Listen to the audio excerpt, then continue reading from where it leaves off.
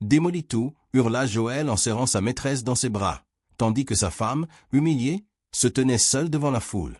Sa mère observait la scène avec satisfaction. Son frère souriait.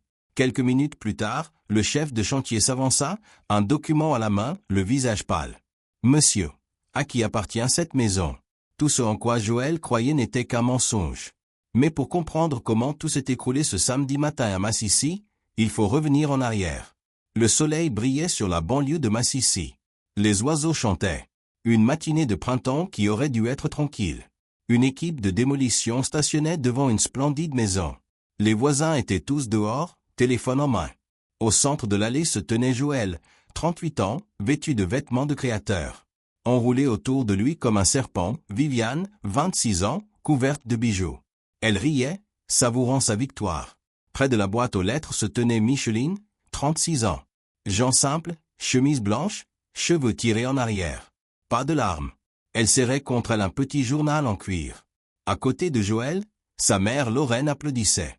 Son frère Terence filmait la scène. On se débarrasse de l'ancienne, on accueille l'or. Les rires fusaient.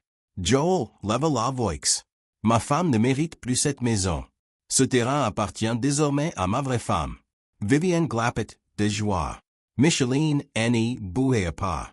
Le chef de chantier s'approcha. Monsieur, à qui appartient cette maison? C'est ma maison. Monsieur, ce n'est pas ce qu'indique ce document. Le sourire de Viviane Essatagnet. Selon les archives du comté, cette propriété appartient à la famille Landry depuis 1947. Silence. Micheline leva la tête. Tu as payé chaque mois, Joël, dit-elle doucement. Mais c'était un loyer. Elle sortit un dossier. Mon arrière-grand-père a acheté ces terres en 1947. Il y a 3 ans, je suis devenu l'unique fiduciaire de la famille Landry. Danny Lott. Solde du compte, 800 millions de dollars. Un cri perça la foule. 3. La vérité révélée. Cette maison, je t'ai laissé croire qu'elle était à toi, dit Micheline. Mon grand-père Landrin m'a appris à laisser les gens montrer qui ils sont. Elle se tourna vers Viviane. Tout a été révoqué ce matin. Voiture saisie. Carte refusée. Appartement annulé. Tu as 72 heures. Viviane recula. Joël tremblait. Micheline? Je ne savais pas. 10 ans de mépris dans ma propre maison? Elle se tourna vers Lorraine et Terence, révélant leurs humiliations. Puis elle remit sa carte au chef de chantier. Il n'y aura pas de démolition aujourd'hui. Elle monta dans sa voiture. Aujourd'hui, j'ai joué ma main. Elle s'en alla. Joël s'effondra à genoux. La vie de Joël s'écroula. Licensé. Comptes Galleys. Divorce en cours. Réputation détruite. La vidéo devint virale contre lui.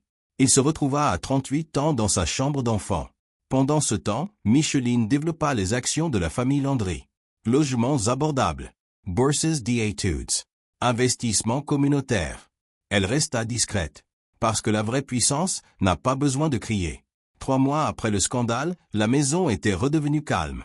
Micheline n'avait rien changé sauf une chose, la chambre d'amis était devenue un bureau. Elle reconstruisait de l'intérieur.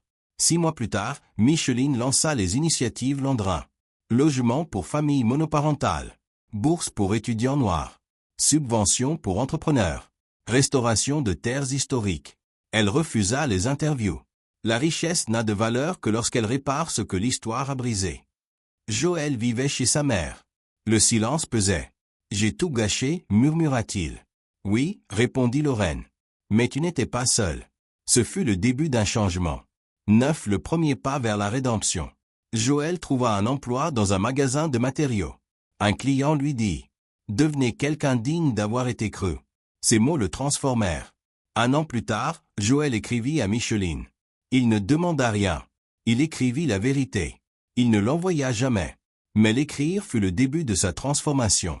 Micheline inaugura, on a call. Center the Innovation Landrin and Samuel Landry. La patience construit ce que le bruit détruit. Regrettez-vous? Demanda un journaliste. Non. Certaines vérités doivent se briser pour que d'autres naissent. Et l'amour? L'amour sans respect n'est qu'une illusion.